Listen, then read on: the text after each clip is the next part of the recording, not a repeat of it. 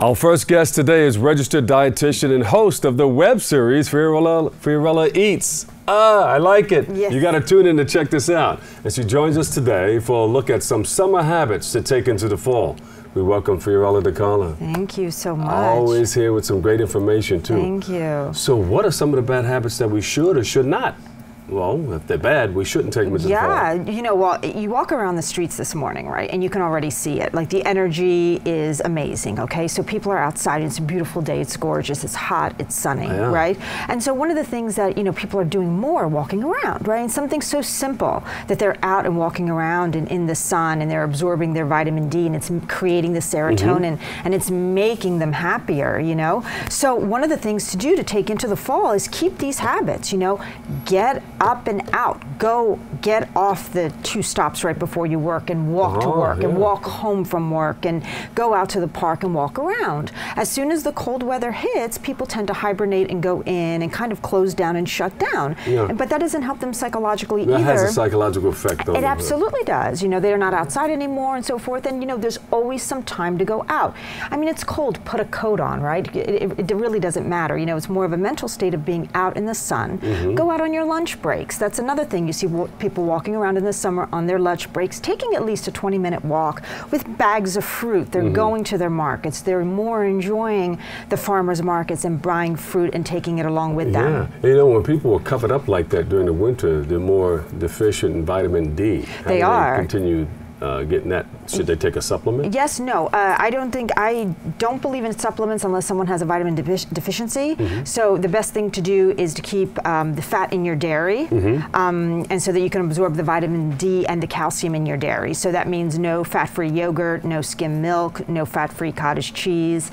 If you keep the fat in your dairy, you're more liable to you know, absorb the vitamin D and the calcium in. And the sun helps, but not too much sun, right? You're not going to be laying around for 6 hours, but you know, a little 15-minute walk really does a lot of good for your serotonin. Yeah. Why do people drop these or not do these things going into the winter? Why do they stop that? That's really true. I think that the weather does have a lot to do with it, but the sun is still shining even though the weather is down, you know? And the thing is you want to keep moving no matter what. And it's sometimes okay to be out in the cold. When you're out in the cold, you burn more calories naturally, you know, and then you go in and you relax a bit. And then the other thing that happens too is that to comfort themselves from the cold, the meals become a little bit heavier. And you see now that the meals are much more light, you know? And that's another great habit to carry into the fall too, that keep your meals light. You know, you see a lot of people having these gorgeous salads and meals based around fruits and vegetables and simply grilled meats and so forth, you know, at the summer barbecues. Well, that's one thing they won't be doing with the summer barbecue, the grilled foods and that's heavy true. hot dogs and hamburgers and all those things. Yes, but you know, some of the other things that they can take in, like for Unless example, they have a George Foreman grill, they can hook it up inside. you can definitely do that too as well. I mean, there's many ways to, you know, to cook inside very healthily if you don't have a grill as well. There's like sauteing, there's steaming, there's, you know, there's simply grilling or even baking, you know, instead of having to do something too heavy. And the other thing too is the amount of water nowadays, you know, in the summertime that people start to take in because they tend to feel more, you know, thirsty. And in the wintertime, that kind of falls off, you know? And then the fatigue starts to set in with them. Oh, I'm so tired, I'm so exhausted. It's the winter time. But you need to keep these habits going so that you feel really, really good. So continue to hydrate, because hydration also helps you get rid of a lot of stuff. Yes, too. yes, absolutely. It keeps it's part of your metabolism. It keeps your metabolism functioning. Hydration, symptoms of dehydration are lethargy and fatigue. So a lot of times people feel exhausted, and it's because of that, you know? And then the other thing too is get into the habit of using your seasonal fruits and vegetables, right? Every season has them. Why is it so important to eat seasonally? So seasonally is the most important because what that is indicating is that the fruits and the vegetables are growing out of the ground at the time of the year that they're meant to. And so therefore, the soil is providing them the most capacity of the vitamins that they can carry. So having a fig, for example, in its season will be filled with the most vitamins and minerals all year long. And of course, it's cheaper too. It's a little bit more less expensive when you're buying things in season as opposed to buying them out of season. So right now, you know, grab your nectarines, grab your peaches, grab the cherries that are out. Now, fig season is coming up. I have a whole little thing of figs here. Look at that. And so this is going to carry you also into the fall. And the beauty about figs are that they, they're indigenous to the Mediterranean, but California has a really great, supply of figs coming in now too as well. People growing those in their backyard. Yes. I grew up with a fig tree in my backyard. Of course, it's Italiano. Of course, yes. You're not Italian unless you have a fig tree in your garden. It's very true. And what's so beautiful about these specific figs is that they are the most nutrient dense. They're the closest in chemicals and vitamins, minerals, the closest to breast milk. And not to sound strange, but meaning that they're so filled with fruits, so vitamins. So you can grind that up and give it to a baby, maybe. You could. I mean, you have to make sure that it's washed. But absolutely, and they're so versatile too, right? Like you can simply eat them like this, and you want them to be a little soft. Right? Keep it going. You'll clog that thing up. But these are very, so you want to, if you want to feel them ripe, right? They want to be kind of like this, right? Yeah, you don't want to get them to, because inside.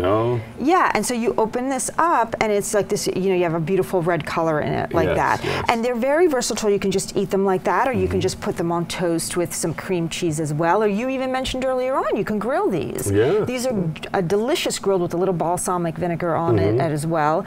And you can just chop them up and you can put these as part as parfaits. You can wrap them with a little prosciutto around them or a little bit of bacon. It'd be delicious. You gotta throw in the Italian bit. Absolutely. So they're filled with fiber, right? And these are the other things that you're going to be grabbing your fruits and vegetables into the fall. You're going to be looking for artichokes. You're going to be looking for the cruciferous vegetables. Yeah. What's in artichokes? It's very nutritious. Oh, they're amazing. They're really great. Some people are scared of artichokes. They don't know what to do with them exactly. But really, you're supposed to. Oh, you won't choke or anything like that. No, no. They're filled with fiber, and a very specific fiber called inulin. Is that why they're afraid of them? No, they're afraid of them because they're so prickly, right? They don't know what to do with the leaves. Like, it seems very complicated, and it doesn't, so most people will shy away. I see people pulling the leaves off and eating them just like that. Yes, I mean, I bought 6 of them huge. Yes, huge. I bought 6 huge artichokes yesterday, and I just simply boiled them and seasoned them. We're coming over to your house. We're coming over and having some of those, that and the figs. It would be a great meal. But they're amazing. They're also a natural diuretic, too. They're natural cleansing for your body, for your liver, and so forth. So they're really, really amazing. They're almost they have somewhat of the same qualities as asparagus would have too, in sort of cleansing qualities. Let me ask you one more thing. People cleanse seasonally. Yes. Is it a good idea to cleanse seasonally? Well, get ready for the next season? In terms of just flushing the body, getting rid of all the toxins and everything? Well, so, there's, in essence, there is no such thing as toxins in the body, right? Like, if you think about it, right? There's really no such thing as toxins. People talk a lot about that, and I feel like it's very, very gimmicky, that you have to, like, cleanse your body and do juice cleanses and do colonics and do all these things when your body has its natural, proclivities to be able to do that on its own. It's like we're like a self-cleaning oven. Yeah, absolutely. Fiber, water, you're done. That's really what it takes, right? It's not so much about what to put into your body to cleanse, but what to keep out of your body so that you don't get stopped up. That's basically the idea. Where do we find more on you? So you can go to my web series on FiorellaEats.com. We have a lot of cooking videos and a lot of nutrition videos so that you can get some ideas. So you're going to bring some food the next time you come? Yes. You want to We're going to rock these figs over here, but Yes. We're going to bring some of this. We're going to make something. That's right. We'll get our hands wet. There you go.